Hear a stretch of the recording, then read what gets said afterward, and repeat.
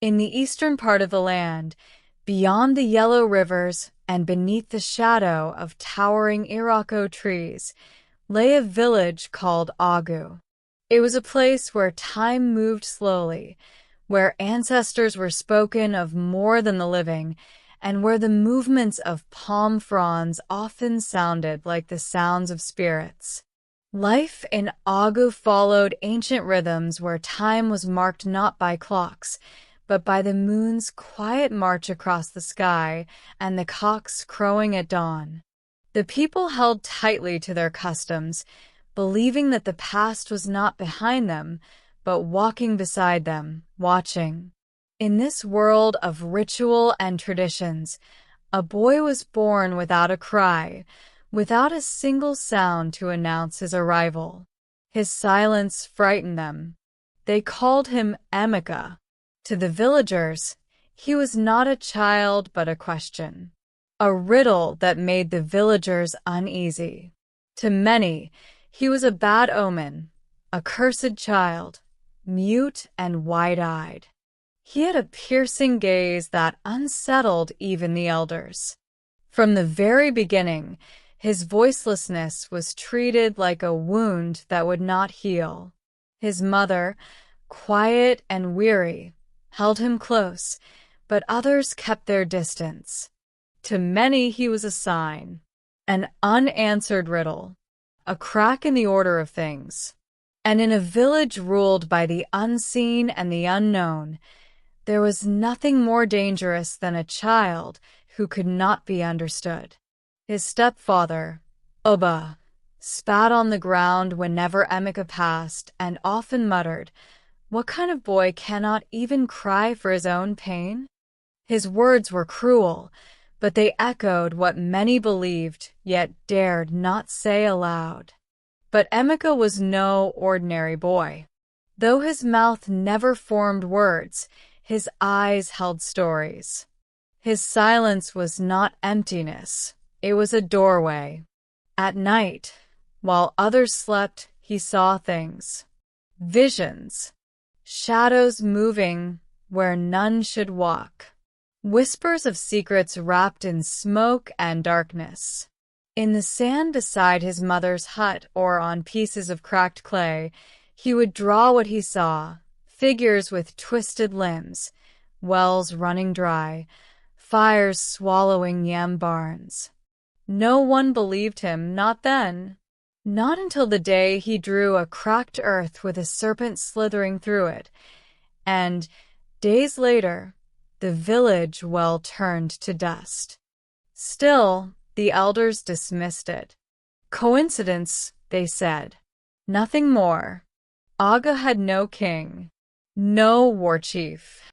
Power rested in the hands of one figure, the oracle, a masked woman whose face no one had ever seen, not even the elders. She lived within the sacred shrine, an eerie hut cloaked in incense and skulls, where time seemed to drip like candle wax. Her voice, cold and precise, was final. She could bless a marriage, send a man into exile, or call for blood, and none would question it.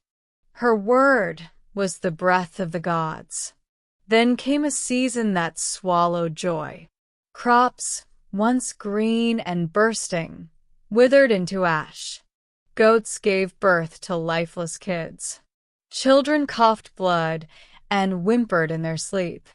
Fear sank deep into the village soil.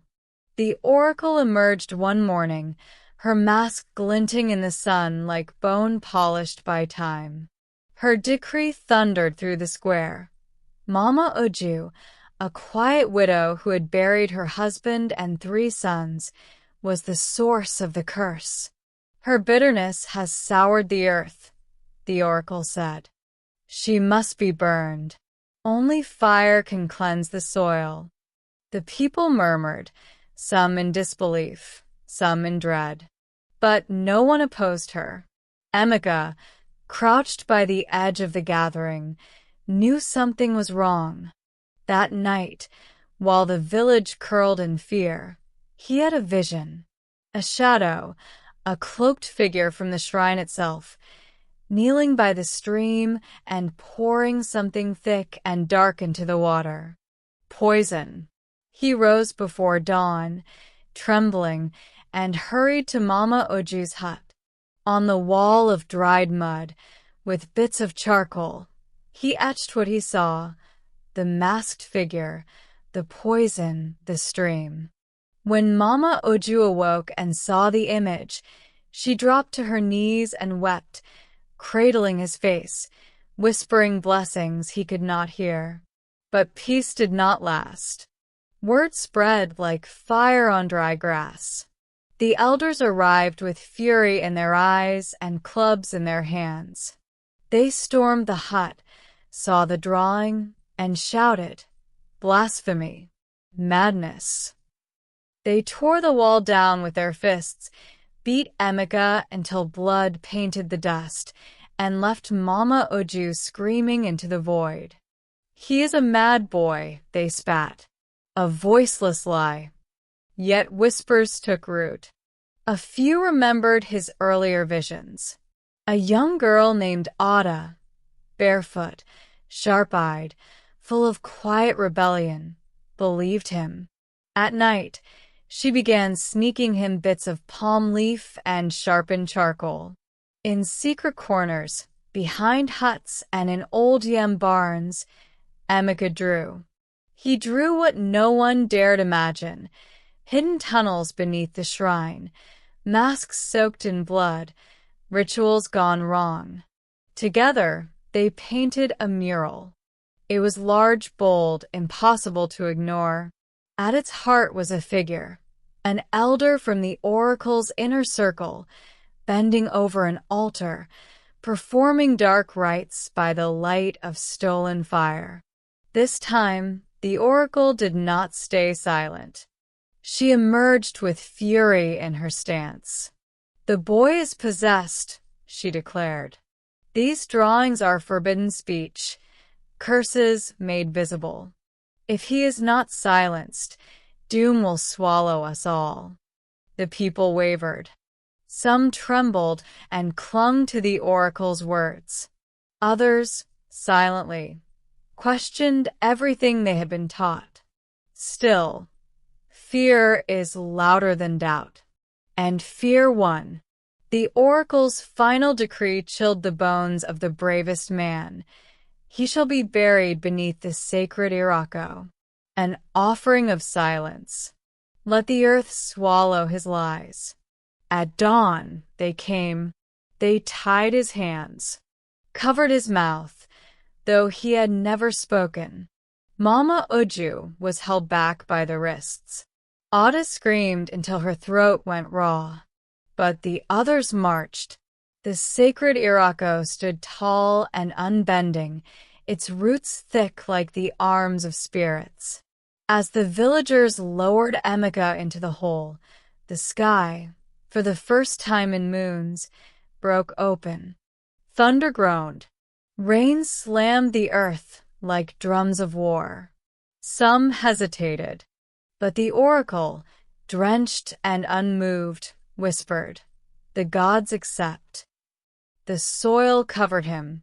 That day, Aga buried a boy, but it also buried its own chance for redemption. From that moment, the rains would not stop. They fell day and night, drowning fields and flooding homes. The shrine itself was struck by lightning before the moon could complete her cycle. The oracle vanished. Some say she was taken by spirits, others that she was swallowed by the guilt of her own lies. Years passed. The tree grew taller. Children say, if you press your ear to the ground beneath the Irako, you'll hear a scratching sound, soft, steady, like charcoal on clay. Some say it's the wind. Others say it's Emeka still drawing, still telling truths no one wants to see. Mothers now whisper to their children before sleep, "Never silence what you do not understand." And beneath the soil, in a world without words, The boy who saw too much still draws. True vision is not always loud, and truth does not always come with a voice. Sometimes, the ones we silence are the ones sent to save us. Fear of what we do not understand can lead to the greatest tragedies. If this story moved you, share it with someone who believes in listening deeper. And don't forget to subscribe to Joy's Story Hut for more powerful African tales that stir the heart and challenge the soul.